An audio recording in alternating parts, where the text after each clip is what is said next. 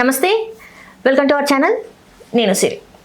Jadcherla MLA Anirudh Reddy గారు అయితే కొన్ని కీలక వ్యాఖ్యలు చేశారు AP deputy CM Pawan Kalyan మీద. సో దాని మీద స్పందించడానికి మనతో పాటు ఉన్నారు ప్రముఖ రాజకీయ విశ్లేషకులు భరద్వాజ్ గారు. నమస్కారం సార్. నమస్తే సార్. ఇప్పుడు చూసుకున్నట్టయితే ఈ AP deputy CM Pawan Kalyan మీద తెలంగాణ జడ్చర్ల ఎమ్మెల్యే అనిరుద్ గారు కీలక వ్యాఖ్యలు చేశారు. అది కూడా ఏంటంటే ఇప్పుడు మనకి మున్సిపల్ ఎలక్షన్స్ ఉన్నాయి. సో ఈ సందర్భంగా అసలు పక్క రాష్ట్ర డిప్యూటీ సీఎం మీద ఎందుకు ఈ వ్యాఖ్యలు చేశారు సార్? అంటే పవన్ కళ్యాణ్ ఇక్కడ ప్రచారానికి తీసుకొస్తారు, ఇలాంటివి చర్చలు జరిగినాయి ఈ మధ్యకాలంలో. ఆయన రానన్నారు అని. అయితే పవన్ కళ్యాణ్ రాకకి సంబంధించి పవన్ కళ్యాణ్ వస్తే ఎవరిని ఇన్ఫ్లుయెన్స్ చేస్తాడు ఇక్కడ అనేది కూడా ఒక చర్చనీయాంశంగా మారింది తెలంగాణ సమాజంలో. ఎవరిని ఇన్ఫ్లుయెన్స్ చేస్తాడు అంటే ఆంధ్ర పీపుల్, ఇక్కడ ఉన్నటువంటి ఆంధ్ర సెటిలర్స్ని కొంతమేరకు ఆయన ప్రభావితం చేయొచ్చు. కానీ నేటివ్ తెలంగాణ ఓటుని ఆయన ప్రభావితం చేయగలడా అనేది అనుమానమే. ఎందుకంటే దీనికి రెండు కారణాలు. ఒకటి, ప్రధానంగా తెలంగాణ ఉద్యమం జరిగినప్పుడు తెలంగాణ వేర్పాటు అనేది చాలామంది సినిమా వాళ్ళకి ఇష్టం లేదు. అందులో పవన్ కళ్యాణ్ కూడా ఉన్నాడు. అలాగే రాజకీయ నాయకులకు కూడా ఇష్టం లేదు. ఆంధ్ర ప్రాంత నాయకులు ఎవరూ కూడా సుముఖంగా స్పందించలేదు. పైగా సిడబ్ల్యూసిలో తీర్మానం పెట్టినప్పుడు మొదట కొంత అంటే మనకేం కావాలో సోనియా గాంధీ గారికి నివేదించుకుందాం అని అనుకున్న వాళ్ళ మీద దాడులు చేసి మరీ సమైక్యవాదం అనే నినాదంతో వెళ్ళారు వాళ్ళు. కర్ణాటి రామ్మోహన్ రావు గారు చాలా స్పష్టంగా సిడబ్ల్యూసి తీర్మానం వచ్చిన రోజు ఆంధ్ర ప్రాంతానికి ఏం కావాలో ఒక రాసుకుందాం, ఒక చిట్టా తయారు చేసి తీసుకెళ్ళి సోనియా గాంధీ గారి ముందు పెట్టి, అమ్మా ఇవన్నీ మాకు కావాలి, వీటికి సంబంధించి ఒక ప్రకటన చేసి మీరు రాష్ట్రాన్ని ఏం చేయదలుచుకుంటే అది చేసుకోండి అని చెప్దాం అన్నాడు ఆయన. ఆయన మీద దాడి చేసే పద్ధతిలో ఆ రోజున ఉన్నటువంటి రాజకీయ నాయకులందరూ వ్యవహరించి సమైక్యాంధ్ర అన్నారు. ఆ సమైక్యాంధ్ర అనే అభిప్రాయంతో ఉన్నటువంటి వాళ్ళు చాలామంది ఉన్నారు. వాళ్ళలో పవన్ కళ్యాణ్ కూడా ఉన్నాడు. కాబట్టి ఆంధ్ర ప్రాంత నాయకుల మీద తెలంగాణ ప్రజలకి ఏమాత్రము నమ్మకాలు లేవు అనేది వాస్తవం. అంగీకరించినా అంగీకరించకపోయినా ఇది వాస్తవం. రెండోది, ఆంధ్ర ప్రాంత రాజకీయ నాయకుల పరిపాలనలోనూ వాళ్ళ ఆధ్వర్యంలోనూ ఉన్నటువంటి పార్టీలను కూడా వీళ్ళు పెద్దగా పట్టించుకోరు అనేది కూడా ఇక్కడ వాస్తవమే. అంటే తెలంగాణ సెంటిమెంట్ అనేది ఒక హీరోగా పవన్ కళ్యాణ్ అభిమానించటం వేరు. ఒక హీరోగా ఆయన చాలా గొప్పవాడు, ఆయన నటన, ఆయన సినిమాలకి ఇక్కడ అప్రిసియేషన్ ఉంది. అయితే చూస్తున్న వాళ్ళల్లో మెజారిటీ ఆంధ్ర వాళ్ళు ఉంటారు, తెలంగాణ వాళ్ళు ఉంటారు. సినిమా నటుడిగా మాత్రమే ఆదరణ, అంతే తప్ప ఆయన పార్టీని జనసేనని భుజానేసుకునే మూడ్లో ఇక్కడ జనం లేరు. అంటే వాళ్ళ ఆకాంక్షలకి వాళ్ళ జీవితాల్లో వాళ్ళు కోరుకుంటున్నటువంటి అంశాలకు సంబంధించి వాళ్ళు ఆంధ్ర నాయకులలో తమ నాయకులను చూసుకోవాలని అనుకోవడం లేదు. చాలా స్పష్టం ఇది. అయితే ఎవరిని ప్రభావితం చేస్తాడు ఆయన అంటే ఇక్కడ ఉన్నటువంటి సెటిలర్ ఓట్లను కొంతవరకు ప్రభావితం చేయవచ్చు. అలాగే నేటివ్ ఓటర్లలో తన అభిమానులని ప్రలోభ పెట్టచ్చు, వాళ్ళని తన వైపు టర్న్ చేసుకోవడానికి కొంత కసరత్తు చేయవచ్చు. ఆయన్ని ఇక్కడ దింపాలి అనుకుంటున్నది భారతీయ జనతా పార్టీ ప్రచారానికి. అయితే భారతీయ జనతా పార్టీకి నిజంగా అవసరం ఉందా పవన్ కళ్యాణ్ అవసరం అనేది ఇప్పుడు తెలంగాణ సమాజంలో చర్చనీయాంశంగా మారింది. ఆ సందర్భంగా చేసిన వ్యాఖ్యలే ఇవి. ఏది ఇందా మీరు చెప్పినటువంటి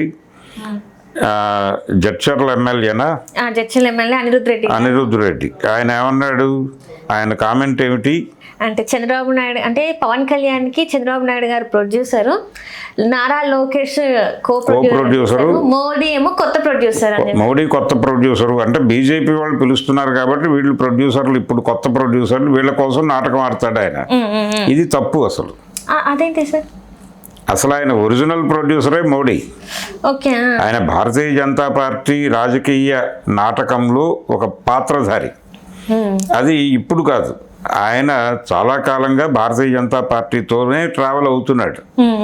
ఏది 2014 ఎన్నికల సమయం నుంచి, ఆయన పార్టీ పెట్టిన క్షణం నుంచి ఆయన మోడీ గారి దగ్గరికి వెళ్ళాడు, ఆయన్ని కలిశాడు, ఆయనతో ఫోటోలు దిగాడు. ఆ ఫోటోలన్నీ పబ్లిక్ డొమైన్లో ఉన్నాయి. ఆయన అప్పటి నుంచి మోడీ గారి దీనిలోనే ఉన్నాడు. అయితే మధ్యలో ఆయన విభేదించినట్టుగా కనిపించాడు. ఏది 19 ఎన్నికలకి ముందు ఆయన నరేంద్ర మోడీకి చంద్రబాబుకి వ్యతిరేకంగా మాట్లాడాడు. అది కూడా ఒక కాన్స్పిరసీలో భాగమే. అప్పుడు లెఫ్ట్తో కలిశాడు ఆయన, సిపిఐ సిపిఎంలతో కలిసి ఎన్నికల్లో పోటీ చేసి ఒక్క సీటు కూడా గెలుచుకోలేకపోయాడు. ఆయన మొదటిసారి కంటెస్ట్ చేసి ఒక్క సీటు గెలవలేదు, ఆయన సీట్లు కూడా కోల్పోయాడు. అయితే ఇది ఒక కాన్స్పిరసీలో భాగం. అంటే అప్పటికి జగన్మోహన్ రెడ్డి మీద అంటే ప్రభుత్వ వ్యతిరేకతని టోటల్గా జగన్మోహన్ రెడ్డి క్యాప్చర్ చేసేస్తాడు కాబట్టి అక్కడ గండి వేయాలి అనుకున్నారు. ఆ గండి వేసే పనిలో పవన్ కళ్యాణ్ గారు తను కూడా ప్రతిపక్షంగానే బిహేవ్ చేశాడు. కానీ ఏమీ సాధించలేదు. అది టోటల్గా ఎన్నికల ఫలితాలు టువర్డ్స్ జగన్ వెళ్ళిపోయినాయి, ఆయన ముఖ్యమంత్రి అయిపోయాడు. ఇది పరిస్థితి. కాబట్టి ఆ రోజు నుంచి ఆయన బీజేపీతోనే ఉన్నాడు. ఆయన మెయిన్ ప్రొడ్యూసర్ బీజేపీనే. పవన్ కళ్యాణ్ చంద్రబాబుతో కలిసినప్పుడు అంటే ఆయన జైల్లో ఉండగా వెళ్ళి ములాఖాత్ పెట్టాడు. ఆయన రాజమండ్రి జైలుకి వెళ్ళి ఆ ములాఖాత్ పెట్టమని చెప్పింది బీజేపీ.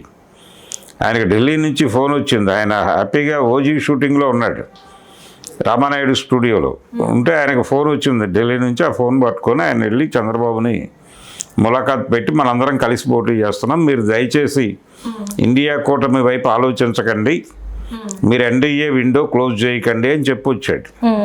అంతకు ముందు బీజేపీకి ప్రేమలేఖలు రాశాడు చంద్రబాబు అరెస్టుకు ముందు. ఆ ప్రేమలేఖలన్నిటికీ పోస్ట్ మ్యాన్ కూడా పవన్ కళ్యాణ్. ఆయన పవన్ కళ్యాణ్ని విడివిడిగా కలిసేవాడు.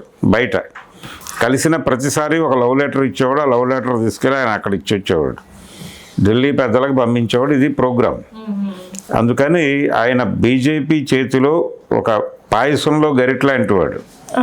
ఆయనకి వేడి తెలియదు, దాని రుచి తెలియదు, జస్ట్ వాళ్ళు సర్వ్ చేసుకోవటానికి ఉంటాడు అంతే.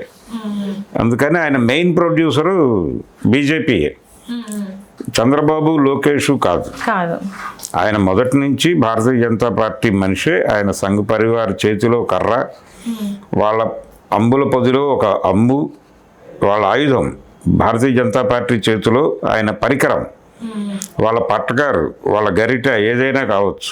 అంటే ఇక్కడ ఇంకొక వ్యాఖ్యలు కూడా చేశారు సార్. ఏంటంటే టీటీడీ నుంచి వచ్చిన డబ్బుతోని కొండగట్టు ఆంజనేయ స్వామి టెంపుల్ని డెవలప్ చేస్తున్నాడు. అయితే నీ సొంత జేబులో నుంచి ఇవ్వలేదు కదా, దానికి కూడా నీ సొంత జేబు నుంచి ఇస్తున్నట్టు బిల్డప్ ఇస్తున్నా అని చెప్పేసి కూడా తను అంటే ఆ ఎమ్మెల్యే గారు మాట్లాడడం జరిగింది సార్.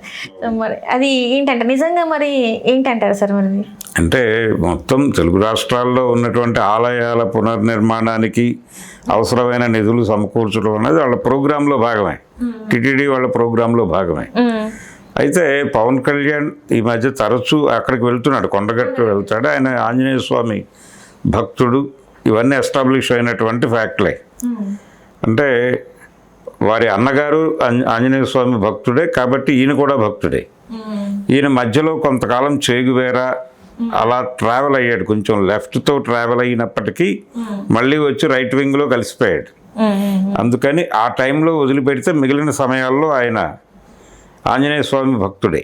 అందుకని ఒక మాట చెప్తే చెప్పుంటాడు అక్కడ, ఆ కొండగట్టు గురించి సీరియస్గా పట్టించుకోండి అయ్యా అని ఒక మాట టీటీడీకు ఆయన చెప్పుండొచ్చు. ఎందుకంటే ఈయన ప్రాయశ్చిత్త దీక్షలు అవి చేసుకున్నాడు అక్కడ.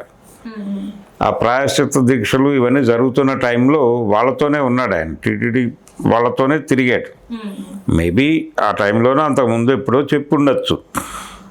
అంతవరకు కన్సిడర్ చేయొచ్చు, పవన్ కళ్యాణ్ కన్సిడర్ చేయొచ్చు. కానీ నిధులు వాళ్ళవే, ఈయన జేబులో అయితే కావు. కానీ నిధుల మళ్లింపుకు సంబంధించి తను ఏదైనా ఓ చెయ్యేసాడేమో తెలియదు. వేశాను అనేటువంటి భ్రమలో ఆయన ఉండి మాట్లాడచ్చు. కానీ ఈ కొండగట్టు వివాదం కాదు అసలు గొడవ. అక్కడ మేజర్గా ఆయన ఇక్కడ ఏం ప్రభావం వేస్తాడు, ఈ ఎన్నికలలో ఆయన పట్టుకురావటం వలన ఏం జరుగుతుంది, ఏదన్నా ఫలితాలని తేడాగా మార్చేటువంటి అంత ప్రభావం వేయగలడా పవన్ కళ్యాణ్ అంటే వేసే పరిస్థితి లేదు. ఆయన ఆ రోజున సమైక్యాంధ్ర నినాదానికి కట్టుబడి ఉండొచ్చు. అలాగే ఈ మధ్య కాలంలో ఆయన చేసినటువంటి దిష్టి వ్యాఖ్యలు, రైట్, ఎగ్జాక్ట్, అది కూడా మాట్లాడారు. తను ఏమన్నారంటే అలా మాట్లాడి క్షమాపణలు చెప్పమన్నా కూడా ఇంతవరకు క్షమాపణలు చెప్పలేదు, ఎలా వస్తారు ఇక్కడ ప్రజలు ఆయనని ఏ రకంగా స్వీకరిస్తారు అనుకుంటున్నారు అని చెప్పేసి కూడా తను ఆయన రీసెంట్గా తెలంగాణ ప్రజలు దిష్టి పెట్టారు ఆంధ్రాకి, పర్టికులర్గా కోనసీమకి, వాళ్ళ దిష్టి తగిలి కొబ్బరి పంట మొత్తం నాశనం అయింది అన్నాడు. కాబట్టి ఆ వ్యాఖ్యలు వీళ్ళ మనసుల్లో ఉన్నాయి ఇంకా. అందుకని ఆయన ఇక్కడికి వస్తే ఇవన్నీ అడుగుదామని జనాలు సిద్ధంగానే ఉన్నారు సీరియస్గా. అంటే వాళ్ళు నేటివ్ ఓటర్ని టార్గెట్ చేస్తూ ఇక్కడ ఉపన్యాసాలు చెబితే ఇబ్బందే. సెటిలర్ కాలనీస్కి వెళ్ళి ఆయన ఏం మాట్లాడినా వాళ్ళు వింటారు.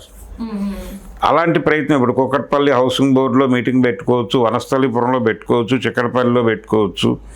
ఇలా కొన్ని ప్రాంతాలు, కొన్ని పాకెట్స్ ఉన్నాయి, వాళ్ళ పాకెట్స్లోకి వెళ్ళి ఆయన మాట్లాడుకోవచ్చు. కేవలం ఇక్కడ మాత్రమే కాదు, ఆయన్ని తమిళనాడు ఎన్నికల్లో కూడా వాడతారు. అలాగే గతంలో కూడా 2-3 ఎన్నికల్లో వాడారు ఆయన. మహారాష్ట్రకి తీసుకెళ్లారు కదా సార్.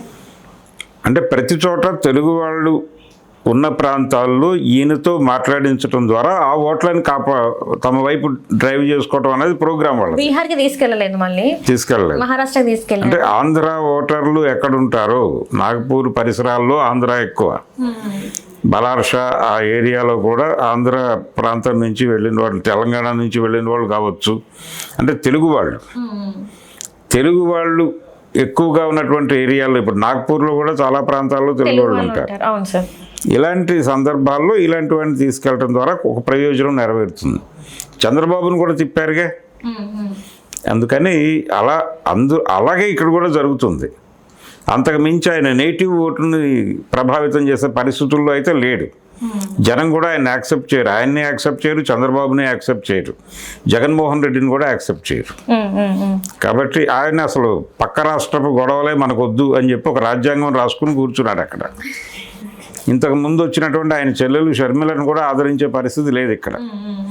ఆ విషయం స్పష్టంగా అర్థమయ్యి ఆవిడ ఇక్కడ తెలంగాణ అనేటువంటి ఆవిడ ఫ్లోట్ చేసినటువంటి ఒక కంపెనీని క్లోజ్ చేసి కాంగ్రెస్ పార్టీలోకి వెళ్ళిపోయింది ఆవిడ. అందుకని తెలంగాణ ప్రాంత ప్రజల చైతన్యము, దాంతోపాటు వీళ్ళు నాయకుల్ని లెక్క కట్టే తీరు, ఇవన్నీ చాలా స్పష్టంగాను నిర్దిష్టంగాను ఉంటాయి. ఆ నిర్దిష్టమైనటువంటి ప్రమాణాల మేరకు పవన్ కళ్యాణ్ ఇక్కడ ఆనడు, ఉపయోగం లేదు. అందుకని ఆయన ఏదో మేరకు కొంతవరకు సెటిలర్ ఓట్లని గ్రాప్ చేయడానికి ఉపయోగపడగలడు. దానికైనా సరే ఆయన నేటివ్ తెలంగాణలో తిరగాలి. తిరిగినప్పుడు ఎవరో ఒకడు, అవును ఇప్పుడు మాకు దృష్టి పెట్టడానికి వచ్చావా నువ్వు అంటే ఏం సమాధానం చెప్పాలో కష్టమే. అంటే ఎన్నికల వేదిక మీద నుంచి ఇలాంటి ప్రశ్నలని హ్యాండిల్ చేయటం అనేది ఆయనకే ఇబ్బంది. ఆయన ఏ పార్టీ కోసం ప్రచారంలోకి దిగాడో ఆ పార్టీకి కూడా ఇబ్బంది. అందుకని కూడా ఈయన పర్యటన ఉండకపోవచ్చు, ఆయన కూడా అంగీకరిస్తున్నట్టుగా లేదు, ఆయన కూడా అంగీకరించట్లేదు. అయిపోయింది, అది అయిపోయింది, నిన్నటికి ఎన్నికల ప్రచారానికి అయిపోయింది. కాబట్టి ఆయన రాడు కూడా. రేపు పొద్దున ఇంకే ఎన్నికలు జరిగినా ఆయన్ని పిలిచినా కానీ ఇక్కడికి వస్తే ప్రయోజనం ఏమీ ఉండదు. కానీ గతంలో కొన్ని వ్యాఖ్యలు చేశారు సార్, ఇక్కడ ఖచ్చితంగా వచ్చి మేము పోటీ చేస్తామని చెప్పేసి గతంలో మాట్లాడారు కదా సార్. తెలంగాణ ఎలక్షన్స్ లో ఖచ్చితంగా మేము వచ్చి పార్టిసిపేట్ చేస్తాం, ఎందుకంటే అసెంబ్లీ ఎలక్షన్స్ లో పార్టిసిపేట్ చేయలేదు కాబట్టి కూటమి ఏదైతే టీడీపీ కావచ్చు, జనసేన కావచ్చు, ఇక్కడ చేస్తామని చెప్పారు. అసెంబ్లీ అప్పుడు చేసింది, కుకట్పల్లి లాంటి కొన్ని ఏరియాలలో ఖచ్చితంగా గెలుస్తామని చెప్పేసి చెప్పింది. కానీ ఈసారి అసలు ఎక్కడ లేదు అసలు. అది కూడా మొదట ఒంటరిగా పోటీ చేశారు, తర్వాత కలిసి మీటింగులు పెట్టారు, ఏ ఫలితము రాలేదు. కాకపోతే కుకట్పల్లి ఏరియాలో కొంత ఓట్లు వాళ్ళు జనాల నుంచి పొందగలిగారు. కంపారిటివ్గా మిగిలిన ప్రాంతాలతో పోలిస్తే కుకట్పల్లి నియోజకవర్గంలో వాళ్ళు కొంత ప్రభావాన్ని చూపించిన మాట వాస్తవమే. అంటే సెటిలర్ ఓట్ బ్యాంక్ ఎక్కువ ఉంది కాబట్టి అక్కడ వాళ్ళు ఈజీగా, అంటే సినిమా ప్రేమికులు మాత్రమే కాదు, కుకట్పల్లి ఏరియాలో సినిమాలకి డబ్బులు వస్తాయి. అలాగే పవన్ కళ్యాణ్ పార్టీకి కూడా ఓట్లు బాగానే వచ్చినాయి, అంతవరకే పరిమితం. అంతకు మించి వాళ్ళు ఏదో ప్రభావం చూపిస్తారు అనుకునేది భ్రమే ఆయన ఏం మాట్లాడినప్పటికీ. అందుకని ఆయన కాన్షియస్గా అన్ని ప్రాంతాల వాళ్ళు కలిసి ఉన్నటువంటి ఏరియాలకు వెళ్ళి ప్రచారం చేయటం అనేది ఆయనకే ఇబ్బందికరం. జనాలు స్ట్రైట్గా రోడ్డు మీద నిలబెట్టి ఆయన కడిగేసే అవకాశం ఉంది. అందుకని అలాంటి రిస్కుల్లోకి ఎంటర్ కాడు ఆయన. Right sir, right, thank you so much sir. Thank you. Hello, Telugu రాజ్యం ఛానల్ చూస్తున్నారా? సామాజిక, రాజకీయ, జీవన చిత్రణే తెలుగు రాజ్యం. అతిశయోక్తులు అసత్యాలు ఉండవు. రాజకీయ కోణం కాదు, ప్రజా కోణమే కొలబద్ద. తెలుగు రాజ్యం వీక్షణ మీ ఉత్తమ అభిరుచికి నిదర్శనం.